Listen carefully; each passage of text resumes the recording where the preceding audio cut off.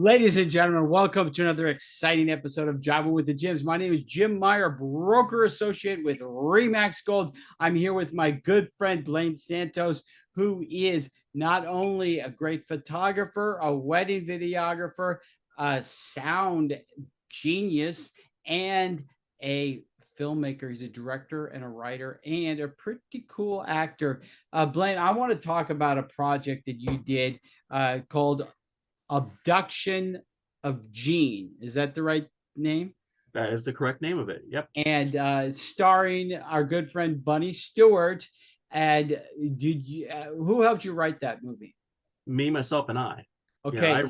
I wrote it, produced it, directed it, acted in it, edited it, almost every title you can think of in it. Who did the lighting? We actually did ambient lighting for the most part. I think pretty much the entire thing was ambient lit. I had a cinematographer who lives in the South Bay, San Francisco Bay Area, who has done. This is a man who's very prolific. He's done over 50 films, feature films. He does 2 or 3 a year, and he helped me film it. He walked me through the process. He did the cinematography for it, and he helped me, get it done. His name was Michael Fredinelli. He works with Wild Dogs Productions, and they helped me with it. So, yeah. That's wonderful. And that's what's important because so much can go wrong. It's always good to work with a mentor until you really know what you're doing.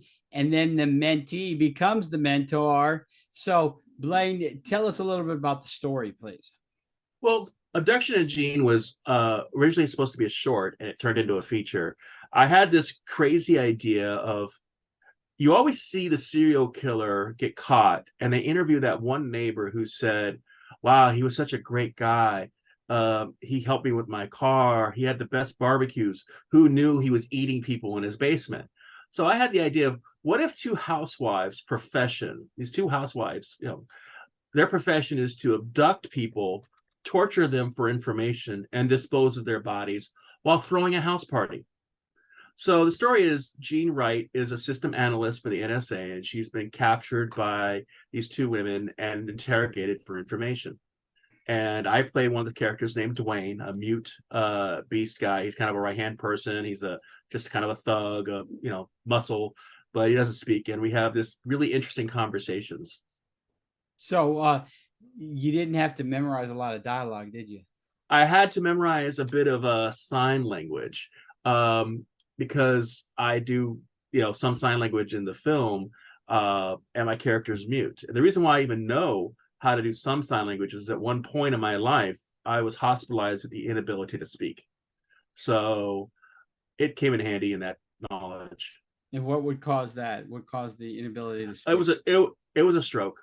I had some pressure on some nerves in my brain that caused me to not be able to speak, cough, or clear my throat. I was in the hospital for 5 days, but with what they called nothing by mouth. Means I couldn't eat anything, drink anything, nothing. Nothing by mouth because I couldn't clear my throat. Well, that's So plenty of time to come up with new plots for the next movie. yeah, so I came up with this idea, and I got the beautiful, talented, the inspirational Bunny Stewart, the awesomely talented Jeannie Young, and a beautiful actress with a lot of skill of Vivian uh, of Viv Farmer. She's a Bay Area actress. So I had these trio of beautiful actresses plus a Germaine Guat. I can't say her name; it's French, and a actress named Mary Faith Tomlinson, who's now in LA. They came together to help me with this project, and they did such a phenomenal job in their acting and memorizing the lines. And the amazing part is, I mean, I have an hour and 8 minute movie, and that's actually a feature. Anything over 45 minutes, technically by the Academy, is an hour. Is a feature film. A lot of films done in the 50s and 60s were just over an hour long, so I didn't have a problem with that. But we shot it in 3.5 days. That's crazy. Now, where can they see can your fans see the movie? Well, it's currently being seen on YouTube. It's free to watch. You have to have an account with YouTube to watch it. I made it adult oriented because of the topics. There is partial nudity, some action, some violence. I didn't want kids seeing it. It currently has over 6,500 views without no promotion. 6,562 views as of today. And I'm also working on a sequel to it. I'm working on a series based off this movie.